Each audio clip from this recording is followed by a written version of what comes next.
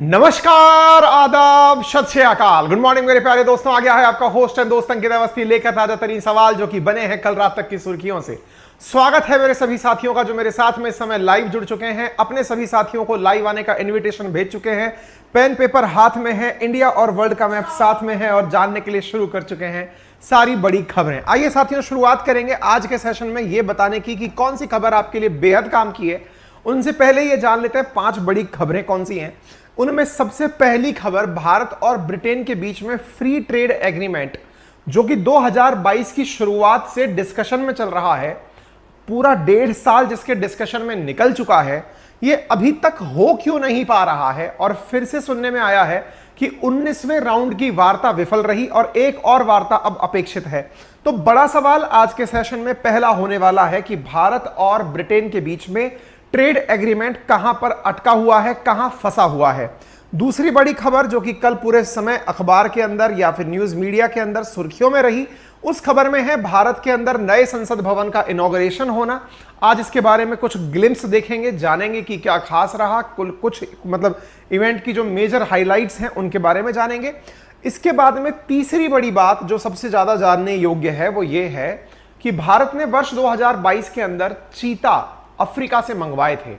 जो चीता भारत में पहले कभी नहीं हुआ करता था, वो चीता मंगवाए गए थे। अब उन चीतों की लगातार मौत की खबरें आ रही हैं, कभी शावक मर रहे हैं, कभी चीते मर रहे हैं। तो ये बड़ा प्रश्न उठता है कि क्या भारत ने जो चीता माइग्रेट करवाए थे वो मिशन फेल हो रहा है? क्या भारत में अफ्रीका से मंगाए गए चीते सही से सरवाइव नहीं कर पाएंगे? ये एक इंपॉर्टेंट प्रश्न है, ये पर्यावरण से संबंधित, एनवायरमेंट इकोलॉजी से संबंधित काफी इंपॉर्टेंट मायने योग्य सवाल रहेगा। इसके बाद में इंडियन पॉलिटी से जुड़ा हुआ एक प्रश्न जो आज के सवाल के अंदर जो महत्वपूर्ण रहेगा वो है सुप्रीम कोर्ट के द्वारा यह कहा जाना कि जिला न्यायालय, डिस्ट्रिक्ट न्यायालय जो है वो स्वतंत्रता मतलब मूल ढांचे का हिस्सा है, बेसिक प्रिंसिपल का हिस्सा है। और यह सुप्रीम कोर्ट के द्वारा कहा जाना अपने आप में एक बड़ा इंटरप्रिटेशन है और इससे जिला न्यायालयों को काफी संबल मिलेगा और उनकी जो न्याय में महत्वपूर्ण भूमिका है उसको एक नई पहचान मिलेगी। इसके साथ साथ हाल ही का एक अपडेट जिसमें यह देखा गया है कि जंतर मंतर पर जो पहलवान प्रोटेस्ट कर रहे थे उन्हें संसद भवन पर कूच करने पर गिरफ्तार कर लिया गया है। देश भर की तमाम प्रतिक्रियाएं आज के सेशन के अंदर हम जानेंगे। ठीक है, तो ये 5 बड़े मुद्दे जो कि कल तक मतलब सुर्खियों में थे, आज उन पर हमारा विषय कवरेज होगा। लेकिन इनमें से जो सबसे काम की खबर है जो पढ़ने वाले विद्यार्थियों के लिए है, वो पहली खबर काम की है और तीसरी खबर काम की है और 4th नंबर की जो खबर है ये काम की है।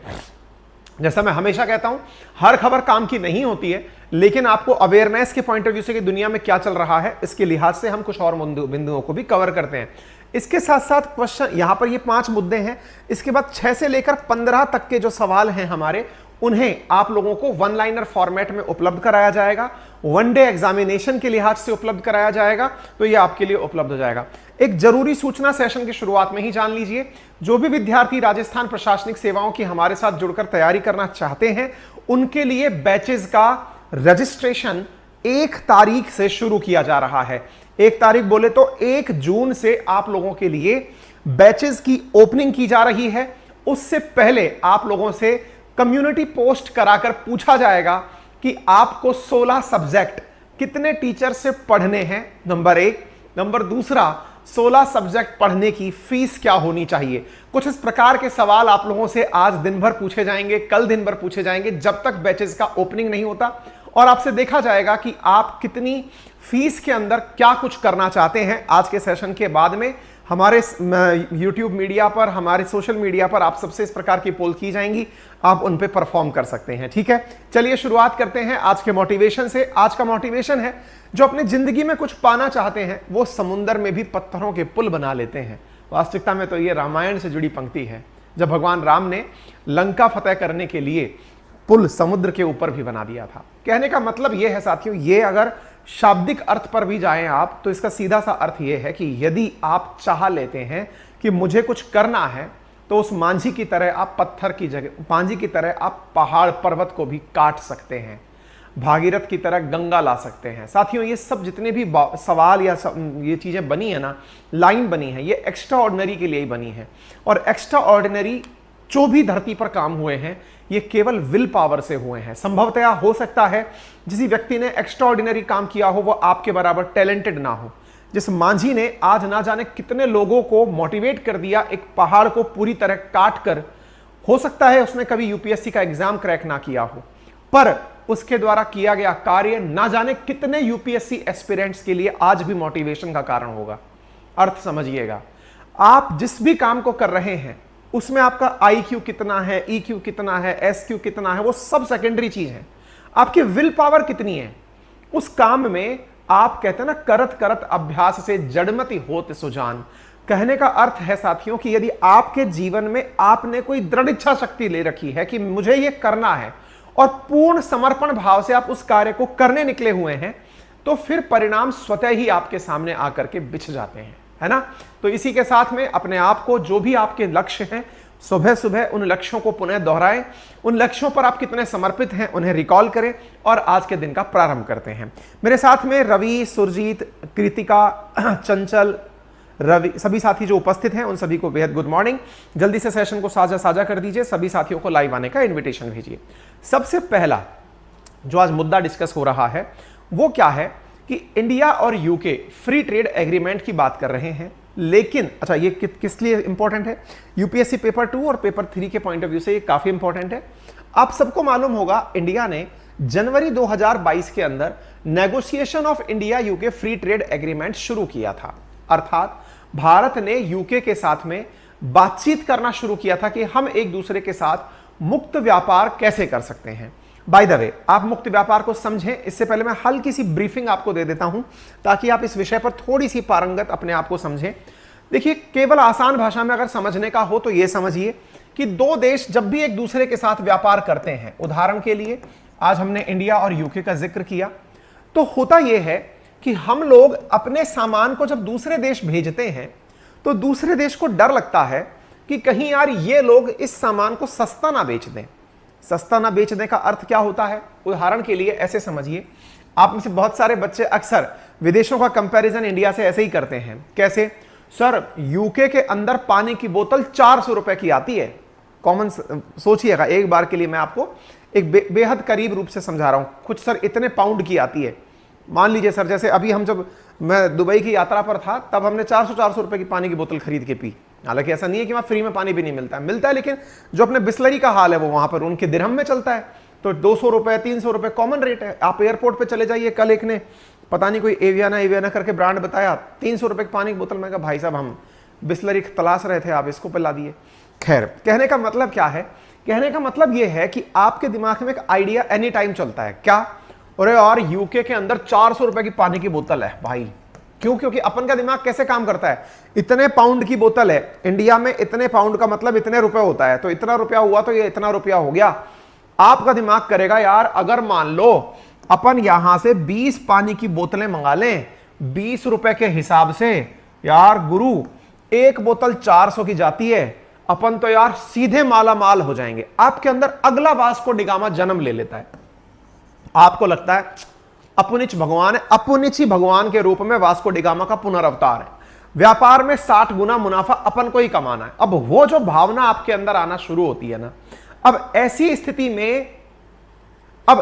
स्थिति में जब आपके दिमाग में यह विचार आना शुरू होता है व्यापार का, तो भाई ये देश बेवकूफ थोड़ी है जिसको ये समझ में आ जाए कि यार इंडिया से बोतल इतने की आती है, ये लोग इतने में बेचेंगे, तो हमारे देश के जितने भी ब्रांड हैं, भाई यूके के अपने भी तो ब्रांड होंगे ना जो दारू बनाते होंगे, वो पानी बनाते होंगे, क्योंकि दारू का मुद्दा है आज, उस पर डिस्कस करेंगे, इसलिए सवाल मुंह में से निकल गया।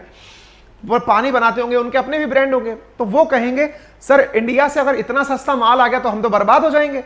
इस बात से बचने के लिए ये लोग क्या करते हैं, ये लोग अपने देश में घुसने से पहले ही उसे बॉर्डर पर टैक्स के रूप में लगा देते हैं कि इंडिया वालों, तुम्हारा माल आएगा, बॉर्डर पर हमें ड्यूटी देकर जाओगे। इस ड्यूटी को बोलते हैं custom duty, custom and excise अक्सर आप लोग सुनते हैं।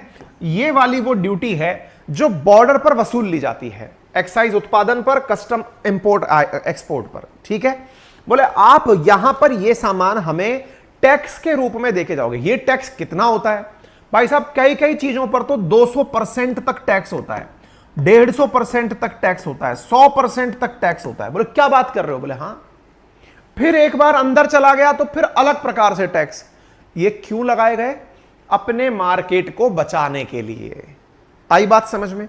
सर एक बात बताओ, ये तो पानी के ऊपर आई आपने बात, चलो हमारा व्यापार समझ लिया आपने, लेकिन सर ऐसे कपड़ों का हाल भी होगा।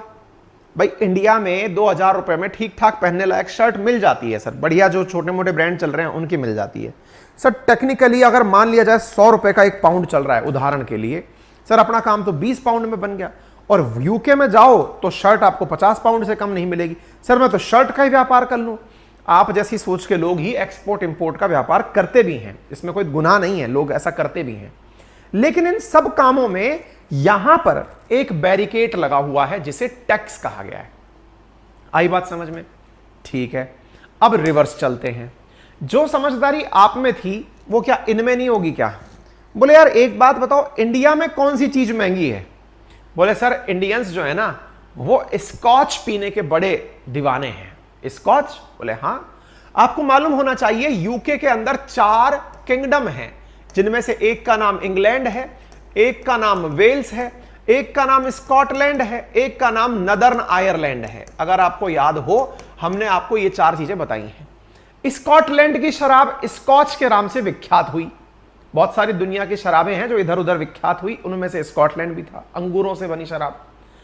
स्कॉच इंडियंस की पसंद में से एक है। शराब के विभिन्न स्कॉच, वाइन, ये जितनी भी चीजें होती हैं, इनमें से जो शराब स्कॉटलैंड की स्कॉच फेमस हुई, इंडियंस को बड़ी पसंद है साहब। इंडियंस को स्कॉच पसंद है, लेकिन इंडिया में वो स्कॉच मिलती बहुत महंगी है। कितने की मिलती है साहब?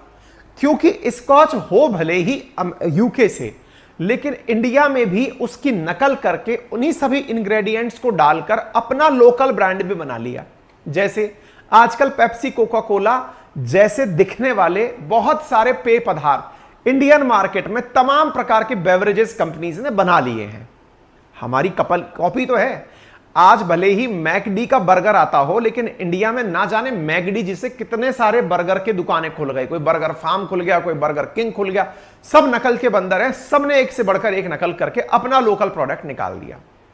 यूके ने कहा कि सर मैं आपके मार्केट में स्कॉच बेचना चाहता हूं। इंडिया ने कहा, अब स्कॉच मान लीजिए एक बोतल आ रही है 1000 रुपए की, उदाहरण के लिए बता रहा हूं, 1000 रुपए की बोतल आ रही है। यूके वालों ने कहा कि जनाब आपके यहां मैं स्कॉच बेचना चाहता हूं। हमारे इंडिया के व्यापारियों को पता चल गया कि सही मायने में तो स्कॉच की कीमत बहुत कम है, ये तो 500 रुपए में ही आ जाएगी। अगर यूके वालों ने भेजने की कोशिश की तो, यूके वालों ने भेजने की कोशिश की तो 500 रुपए में आ जाएगी। इंडिया के जो दारू बनाने वाले हैं उन्हें टेंशन हुई, वो सरकार के पास गए, माननीय अगर ये लोग इतनी सस्ती शराब हमें बेचने लग गए तो हमें तो बहुत मुसीबत हो जाएगी। तो बोले चाहते क्या हो? बोले सर चाहते ये हैं आप इस पर टैक्स लगाओ। तो फिर साहब इंडिया ने टैक्स लगा दिया।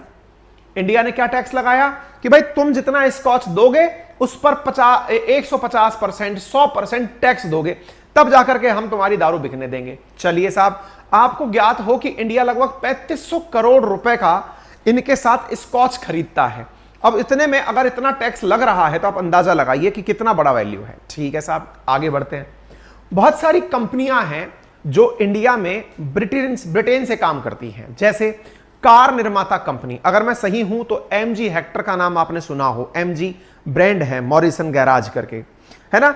वो कंपनीज यूके की हैं, इंडिया में अपना सामान बेचना चाहती हैं, लेकिन इंपोर्ट ड्यूटी के नाम पर। जैसे आपने देखा होगा मर्सिडीज, BMW, ऑडी, ये जितनी भी बड़ी गाड़ियां हैं, ये जो जर्मन मेड गाड़ियां हैं या फिर कोई US बेस्ड गाड़ी है या UK बेस्ड गाड़ी हैं, जो कार निर्माता कंपनी, जैसे टेस्ला अमेरिका की बड़ी कंपनी है, जी करके कंपनी जो है वो अमेरिका की बड़ी कंपनी, ऐसी कंपनीज का जब प्रोडक्ट इंडिया आता है, हार्ले डेविडसन यूरोपियन कंपनी है, ये जब इंडिया आती हैं तो इन्हें बड़ी मात्रा में इंडिया में टैक्स देना पड़ता है।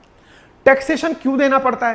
क्योंकि इंडिया को अपनी गाड़ियां चलानी है, इंडिया को टाटा चलानी है, इंडिया को महिंद्रा चलानी है, इंडिया को मारुति चलानी है, अपने लोकल ब्रांड्स को दबा के चलाना है।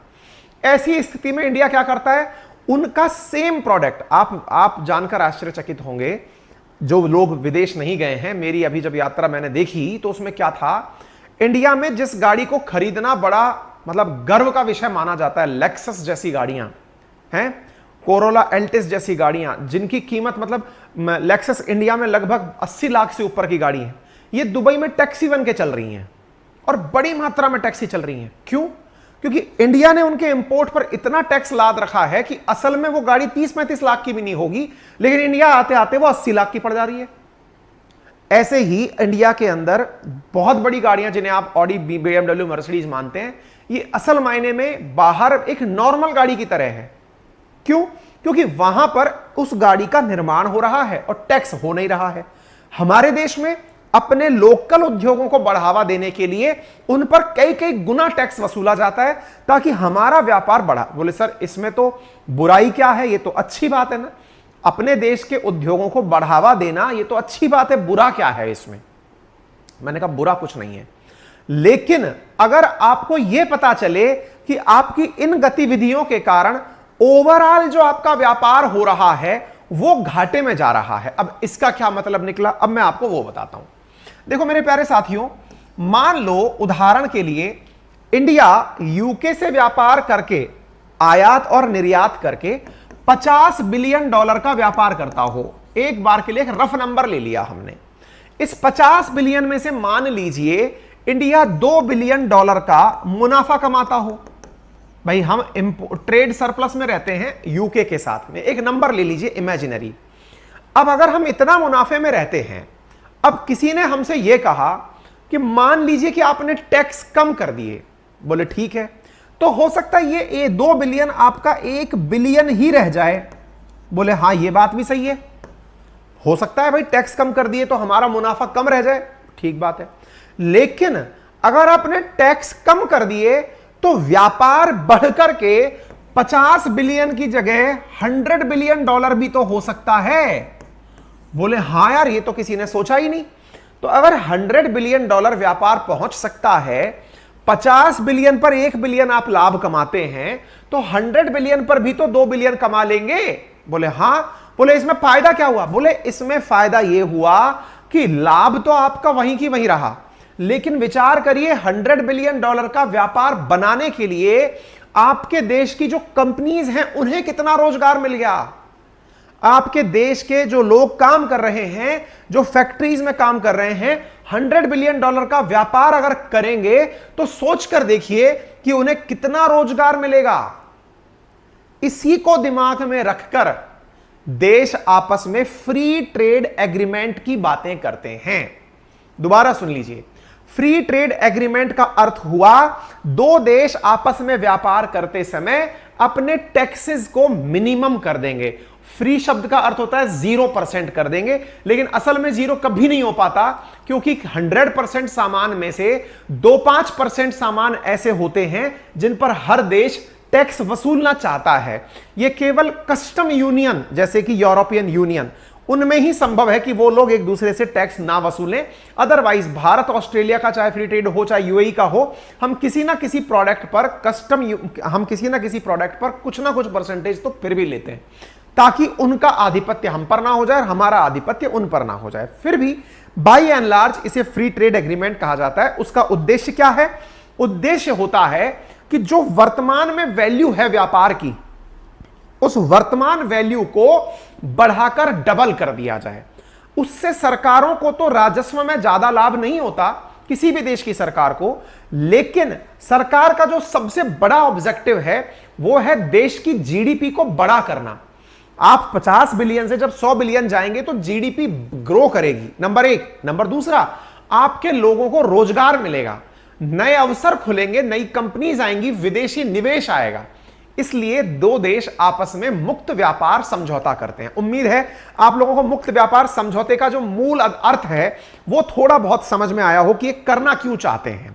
ठीक है, अच्छा, अब चूंकि मैंने यहां पर आपको स्कॉच का नाम लिया, कार का नाम लिया, ये बड़ा इंटेंशनल था, यानी सोच समझकर लिया गया नाम था। बोले क्यों सर? इसके पीछे का कारण समझ लीजिए। यूके वाले इंडिया के साथ में जो मुक्त व्यापार चाहते हैं, उसमें जो बात अटकी हुई है 19वें राउंड की वार्ता के बाद भी, जो हाल ही में संपन्न हुई और वो वार्ता विफल रही। जनवरी 2022 से हम लोग बातचीत कर रहे हैं कई लेवल पर बातचीत हो गई। अब 20वें लेवल की बात जून में होगी यूके जाकर के। लगातार बातें जो चल रही हैं वो दो मुद्दों पर अटकी हुई हैं। कौन से मुद्दे?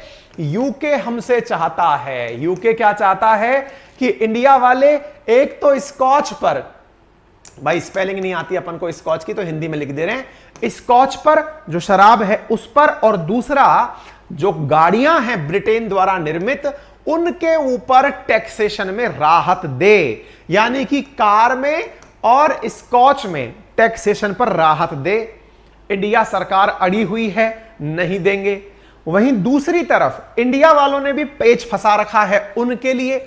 इंडिया वालों ने कह रखा है कि तुम लोग फ्री ट्रेड एग्रीमेंट के नाम पर, क्योंकि तुम लोग तो पहले से ही डेवलप्ड कंट्रीज हो, तुम्हारे पास तो ऑलरेडी बहुत सारे प्रोडक्ट्स हैं, उन्हें तुम हमारे यहां भेज सकते हो, बेच सकते हो, लेकिन हम बदले में क्या दे सकते हैं? अब आपको मालूम होगा इंडिया में इतने लोग हैं कि अब लोगों की सप्लाई इंडिया कर सकता है। आप ऐसे समझिए दुनिया के लोग तो व्यापार के लिए वस्तु बना रहे हैं, हम स्किल्ड लेबर बना रहे हैं, यानी हम लोग एक ऐसी इंडस्ट्री बन चुके हैं। और देखिए वास्तविकता में इकोनॉमी की परिभाषा में प्राइमरी सेक्टर, सेकेंडरी सेक्टर और टर्सरी सेक्टर जो हम बात करते हैं, भारत सीधा लॉन्च ही टर्सरी सेक्टर में हुआ है, सर्विस सेक्टर में। और इंडिया ने अपने ह्यूमन रिसोर्स को भी एक कंपनी समझ लिया है। क्यों? क्योंकि इंडियंस जब विदेश जाते हैं तो इंडियंस एक आदत से पीड़ित रहते हैं, और वो क्या है? सेविंग की आदत। उनको लगता है कि 70% तो उनका कमाया हुआ बचना चाहिए, और बचा हुआ घर पर देना जरूरी होगा। ये हमारे यहां पर संस्कार हैं। अब देखिए दुनिया की जो बड़ी इकोनॉमीज हैं वो जो कमाती हैं वो सेम डे खर्च करना चाहती हैं। इंडियंस की सेविंग की नेचर है, और इसी नेचर को इंडिया ने अपनी ताकत बना लिया। और क्या किया इंडिया? ये लोग तो बात कर रहे हैं कि हम लोग आपके यहां दारू देंगे, कार देंगे। इंडिया वाले क्या बात कर रहे हैं? सर सुनिए, हमें आपसे रोजगार चाहिए। हैं? बोले हम तो मोदी जी से रोजगार मांग रहे थे, इंडिया वाले यूके वालों से रोजगार मांग रहे हैं। जी हां, इंडिया ने यूके से कहा है कि देखिए यदि हमारी किसी भी कंपनी ने आपके यहां इन्वेस्टमेंट किया तो हमें 10,000 वर्किंग वीजा यूके के अंदर अतिरिक्त चाहिए होंगे। मतलब सोच लो बेटा, यूके में 10,000 नौकरियां पक्की। इंडिया ने कहा कि तुम लोग तो, ये वो वाली बात हो गई, शादी में दहेज लेना कुप्रथा है। आई बात समझ में? तो एक काम करो, दहेज की जगह लड़की नौकरी वाली ले लो, ताकि उसकी तनख्वाह की ईएमआई पर कार भी ले लेंगे, उसकी तनख्वाह की ईएमआई पर बंगला भी ले लेंगे। बहुत कॉमन चीज है आजकल सरकारी नौकरों में ये। अपनी शादी जब होती है, पहले तरीका हुआ करता था कि भैया अधिकारी बन गए, बढ़िया दहेज लेंगे। समाज ने कहा दहेज कुप्रथा है, दहेज लेना गुनाह है, नहीं लेना चाहिए। बोले ठीक है, दहेज एक मुश्त पैसा था, नहीं लेंगे। लड़की नौकरी वाली दे दीजिए सर, दहेज विरोधी हैं हम। बोले फिर क्या करोगे? बोले फिर हम ये करेंगे, क्योंकि हमारे पास में वो मैडम आएंगी, मैडम से कहेंगे मैडम आपकी तनख्वाह तो बैंक में ही रहने दीजिए, आपकी तनख्वाह पर ही हम ईएमआई चलाएंगे घर की और कार की, और सब साथ साथ रहेंगे। ये प्रथा इंडिया ने अपनाई है। इंडिया ने कहा एफडीआई रहने दो, हमें क्या चाहिए? लड़की नौकरी वाली चाहिए। मतलब इंडियंस को नौकरी दे दो आप तो बस। उससे क्या होगा? इंडियंस नौकरी करने जाएंगे, बढ़िया पैसा कमा के घर आएंगे, और घर आकर के भाई साहब घर में इंडिया में डॉलर ही डॉलर होगा, पाउंड ही पाउंड होगा। ये इंडिया वालों की बल्ले बल्ले हो जाएगी। इंडिया ने पेच यहां फंसा दिया। इस बात पर वहां की जो सुलेवान, जो उनकी पहले ट्रेड मिनिस्टर भी रह चुकी हैं, वो फूली हुई हैं। उनने कहा कि साहब बात ऐसी है, हम किसी देश के लिए अपने वीजा नियमों में परिवर्तन नहीं कर सकते। इंडिया वालों को लगता है कि इनके लिए हम वीजा नियम में परिवर्तन हम नहीं करेंगे, तो बोले जाइए हम नहीं दारू पिलाएंगे अपने लोगों को। इतना लोग लिए बैठे हैं हम, जहां दारू प्रतिबंधित है वहां तक हम बिकवा देते हैं। तुम लोग कह रहे हो दारू के दाम के चक्कर में तुम हमारे लोगों को परमिशन नहीं दोगे, जाओ बेटा मत दो, हम भी नहीं कर रहे। इस आधार पर हमारी 19वीं डील। तो आप समझ लीजिएगा इंडिया और यूके की डील कहां फंसी, तो आंसर समझ में आ गया होगा इंडिया और यूके की डील कहां फंसी। अब उसको आप मतलब ऑफिशियल या पत्रों के माध्यम से देखना चाहो तो मैं दिखा देता हूं। चलो शुरू कर लेते हैं, आप इनको लेटर्स में मैच करते चलो। पहली बार हमने जनवरी 2022 में बातचीत करना शुरू की थी, लेकिन अब ये एग्रीमेंट अटका कहां है तो आप देख लीजिएगा। इंडिया मानता है 10,000 प्रोफेशनल वीजा दे दो, और ये लोग मानते हैं कि हमें स्कॉच में और कार में टैक्स राहत दे दो। इन दोनों के बीच में जो वार्ता अटकी हुई है वो आपको समझ में आ जानी चाहिए। स्कॉटलैंड से जुड़ी कहानी है। फ्री ट्रेड एग्रीमेंट क्या होता है ये मैंने बोलकर सुना दिया। उन 19वां बोल दिया मैंने। 9th राउंड की जो बात है इन दोनों के बीच में वो अभी बिना कंक्लूजन के खत्म हुई है। अब नेक्स्ट राउंड की जो टॉक है 10th राउंड की, 19वां मेरे क्या है वो याद रह गया, गलवान वैली को लेकर के, इंडिया चाइना, ठीक है ना। तो ये नेक्स्ट राउंड की जो बात है ना वो इनके बीच में 10वें राउंड की अब फिर से होगी जून में। 9th राउंड जो है इनके वेस्ट हो चुके हैं। अब ये वापस से इसी बात को लेकर के बात कर रहे हैं। उम्मीद है आप लोगों को ये बात प्रॉपर तरीके से अब समझ में आ गई होगी। क्लियर है। 10,000 प्रोफेशनल का मुद्दा, FTA कहां अटका है ये मैंने बता दिया। ये मैंने आपको पूरी तरह सारी बातें बता दी। कोई भी दिक्कत, कहीं कोई परेशानी हो तो बता दीजिएगा। हम लोगों के बीच में 1.3 लाख करोड़ का कारोबार होता है। हां, ये एक तथ्य और जान लीजिए। अगर हम बात करें इंडिया किसके साथ व्यापार कितना करता है, तो व्यापार के अंदर यूके जो है हमारा 15वां बड़ा ट्रेडिंग पार्टनर है। 15वें बड़े ट्रेडिंग पार्टनर में अगर हम बात देखें कि टॉप एक्सपोर्ट डेस्टिनेशन हमारी बेस्ट कौन सी है, तो 6th best export destination UK है। और इंपोर्ट की अगर हम बात करते हैं तो इंपोर्ट के अंदर यूके इंडिया के साथ में किसी भी नंबर पर नहीं जुड़ा हुआ है, ठीक है ना। तो हम एक्सपोर्ट करते हैं। दूसरा, अगर देश देखें जिनके साथ हम व्यापार में फायदे में रहते हैं तो उनमें से लगभग $2 बिलियन का व्यापारिक फायदा हमें यूके से होता है, और नीदरलैंड के साथ $13 बिलियन का व्यापारिक फायदा होता है, और यूएस के साथ में $24.57 बिलियन का हमें फायदा होता है। बाकी जिनके साथ भी हम व्यापार करते हैं उनके साथ हम अक्सर घाटे में ही रहते हैं। आप घाटा देख सकते हैं। फिर आप पूछेंगे ये घाटा भरते कहां से हैं हम लोग? अपने लोगों को विदेशों में नौकरी करा करके जो फॉरेन रेमिटेंस मिलता है उस रेमिटेंस से हम उसे भर देते हैं। बोले कितना कमा लेते हो? बहुत बढ़िया, क्योंकि इंडिया टॉपर है रेमिटेंसेस के अंदर, ठीक है ना। क्लियर हो गया। इंडिया यूके को देता क्या है और हम यूके से मंगाते क्या है? हम यूके से मंगाते हैं refined oil, clothings, telecom, sound equipment, mechanical power generator, medicine, pharmaceutical products. Same इसी प्रकार से हम इनको ये चीजें यहां से भेजते हैं, ठीक है। उम्मीद है आप लोगों को ये बात समझ में आ गई होगी। भारत और यूके का जो व्यापार है वो बढ़कर के उम्मीद की जा रही है कि 20 साल में हमारा व्यापार बढ़कर के $41 बिलियन तक पहुंच गया है, जो कि $100 बिलियन तक पहुंचाना है।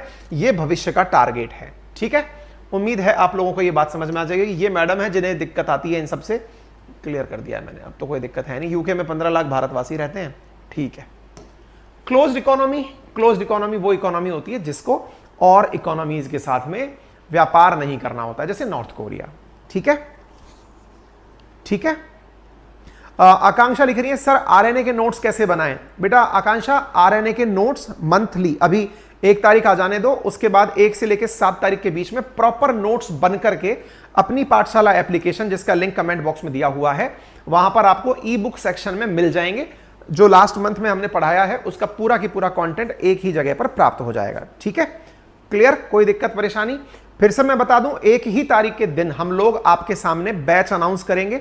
बैच का मतलब है आरपीएससी कैटेगरी के अंदर जो विद्यार्थी हमारे साथ पढ़ना चाहते हैं उनके लिए अपनी पाठशाला क्लासेस में रजिस्ट्रेशन प्रारंभ कर दिया जाएगा, कोर्सेज प्रारंभ कर दिए जाएंगे। 1 से लेकर 7 तारीख के बीच में ही एडमिशंस होंगे, और उन एडमिशंस में जो भी साथी अपने आप को एनरोल करना चाहते हैं वो 1 से 7 के बीच में अपने आप को एनरोल करेंगे। उससे पहले आपसे तमाम प्रकार की जानकारियां, जैसे कितनी फीस रखी जाए, मैंने लास्ट टाइम आपसे सर्वे कराया था।